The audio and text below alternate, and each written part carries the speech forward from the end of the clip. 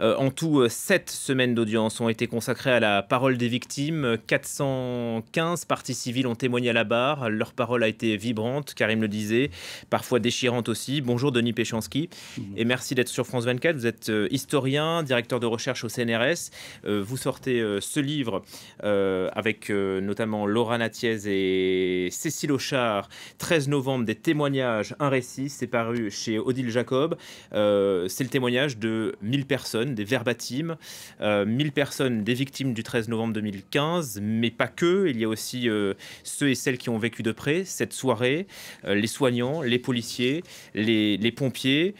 Témoignages recueillis moins d'un an après les faits, puis vous avez décidé de les réentendre 3 ans, 6 ans et 11 ans plus tard. Pourquoi ce choix et qu'est-ce qu'il en ressort ?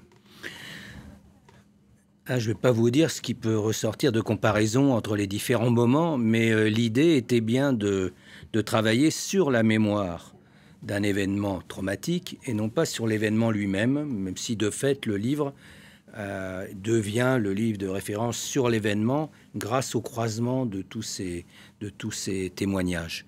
Mais l'idée est bien d'essayer de comprendre comment évolue la mémoire d'un événement, donc 2016, 2018, 2021, au moment du procès, on faisait nos entretiens, et 2026 pour la dernière phase. Et il est clair que, par exemple, le procès a eu un impact sur les témoignages eux-mêmes, parce que vous évoquiez les personnes qui étaient directement exposées, ce qu'on appelle chez nous le cercle 1, donc, mais aussi les parents endeuillés, hein, les témoins, les intervenants, les rescapés. Mais il y a aussi ceux qui habitaient le quartier mais n'étaient pas exposés, le reste de la région parisienne, cercle 3, et puis 3 villes de province. Donc l'idée est bien d'avoir une sorte d'image de ce que les Français retiennent de cet événement et comment ça va évoluer avec le temps. Et le procès a un impact très important et c'est un enjeu essentiel. Parce qu'on a eu une sorte de condensation mémorielle.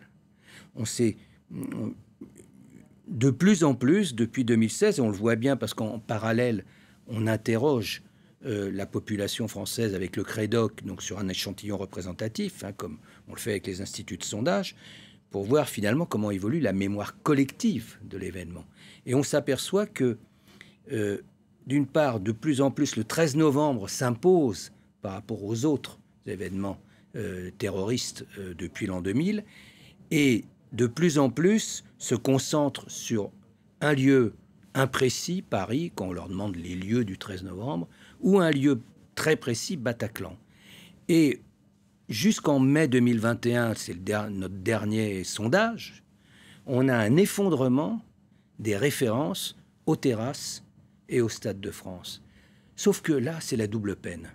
Pour les victimes rescapées, pour les parents endeuillés des terrasses et du Stade de France, ils ont bien le sentiment que leur mémoire a été oubliée par la mémoire collective. Et c'est très clair, quand une mémoire individuelle n'est pas relayée dans la mémoire collective, ça développe des pathologies. D'où d'ailleurs notre travail en lien avec les neuroscientifiques pour comprendre ce qu'est le trouble de stress post-traumatique. Mais est-ce qu'on sait pourquoi la mémoire collective s'est focalisée sur le Bataclan ? Alors il y a plusieurs raisons. La première, c'est que la mémoire ne fonctionne pas sans oubli. Elle se concentre sur ce qui semble être l'élément qui nous permettra de retenir l'ensemble de l'événement. Par exemple, si on interroge les Français sur le 11 septembre, ils vont nous parler des tours. Très peu vont nous parler du Pentagone, où s'est craché un avion, et encore moins nous parleront de la Pennsylvanie. Donc déjà, c'est un mécanisme normal, on va dire. Mais cette concentration est liée bien sûr aussi au caractère très spectaculaire. Sur les 130 morts, on en a 90 qui sont morts au Bataclan, la salle de spectacle. Massacre à huis clos ? Un huis clos, 3 heures. Enfin, entre 21h48, quand ils arrivent au Bataclan, ils sortent de leur voiture, et minuit 18, quand les 2 derniers terroristes sont neutralisés. Donc évidemment, ça dure beaucoup plus que soit au stade, soit sur les terrasses. Sur les terrasses, c'est le choc, ça dure 1 minute, 2 minutes. C'est un massacre, mais c'est une horreur. Mais évidemment, ça n'a pas cette dimension-là. Bon. Mais imaginez une chose. Il y a eu trois bombes qui ont explosé au Stade de France, devant le Stade de France. Les deux premières, un quart d'heure, 20 minutes après le début du match. La troisième, en pleine mi-temps. Si jamais le président de la République, ça j'espère, la responsable de sa sécurité, le patron des pompiers, le patron de la sécurité du stade avait dit on va évacuer tranquillement le stade pour éviter qu'avec les smartphones, ils apprennent des choses, que ça crée une panique. Il serait sorti à ce moment-là, et c'est le moment où le troisième terroriste se fait exploser. Il serait fait exploser au milieu de la foule. Vous imaginez déjà le nombre de morts, et ensuite le nombre de morts liés au piétinement, dans l'horreur. Donc on aurait sans doute eu une autre version. Et ça, on l'a mis en évidence effectivement dans notre livre. Les gens n'avaient pas vu le décalage qui était bien repéré dans le réquisitoire définitif. Et ce procès, Denis Péchanski, aujourd'hui, en quoi est-il essentiel pour la reconstruction de l'individu, mais aussi pour la mémoire collective? Est-ce que d'abord, c'est une manière aussi de ne pas distordre les faits? Alors d'abord, c'est un exemple.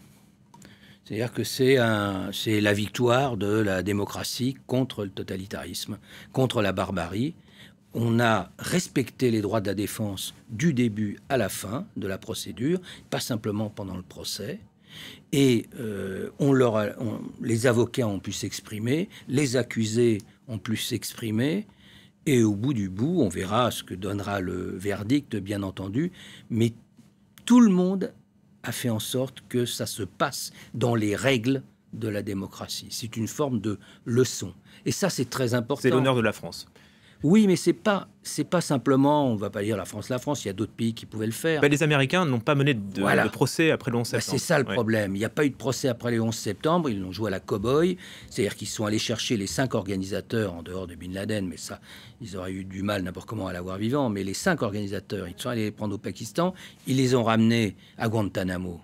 Bon, évidemment, vu ce qu'ils ont vécu à Guantanamo, aucun procès n'était possible. S'il n'y a pas de procès, comment fonctionne la résilience? Ce n'est peut-être pas un hasard, hypothèse. Si les thèses conspirationnistes sont tellement puissantes autour du 11 septembre, alors qu'autour du 13 novembre, honnêtement, elles sont marginales. Donc ça peut être lié à l'absence de procès? Je pense, parce que vous savez, vous avez 1 million de documents qui ont été mis à disposition grâce à une enquête policière exemplaire et à des dépositions. Je veux dire, globalement, tout le monde est à peu près d'accord. Alors, est-ce que ça peut aider les victimes? Vous me posiez la question. Je pense que le verdict ne changera pas grand-chose. Mais en revanche, sauf surprise, évidemment, mais en revanche, le procès lui-même a déjà changé. C'est comme s'ils avaient franchi une nouvelle étape, avec un risque d'ailleurs, c'est que après 10 mois de procès, ils se retrouvent avec plus rien, quoi. Donc là, il y aura sûrement un moment un petit peu compliqué, mais globalement, ils auront franchi une nouvelle étape. Et c'est comme si, d'une certaine façon, pas comme si, les magistrats, le président, va prononcer des sentences au nom du peuple français. Donc ils ont la reconnaissance du peuple français sur ce qui s'est passé. Une dernière question sur le comportement des Français après la vague terroriste de 2015. Est-ce que vous diriez que les Français ont appris à vivre avec cette menace et est-ce qu'il en ressort plus de solidarité que de repli sur soi? Je dirais les deux. On ne peut pas se cacher le fait que la multiplication des attentats terroristes ont provoqué des réactions, des tensions, des radicalisations, en particulier à droite, à l'extrême droite, mais en même temps des mécanismes de solidarité et surtout, bien la leçon qu'on peut tirer, c'est que la société française a tenu. Parce que là, on pouvait très bien déboucher sur ce qu'on appelait, à l'époque de la guerre d'Algérie, des ratonnades. On pouvait très bien avoir des mécanismes de rejet. Ça n'a pas été le cas. Merci beaucoup, Denis Péchanski.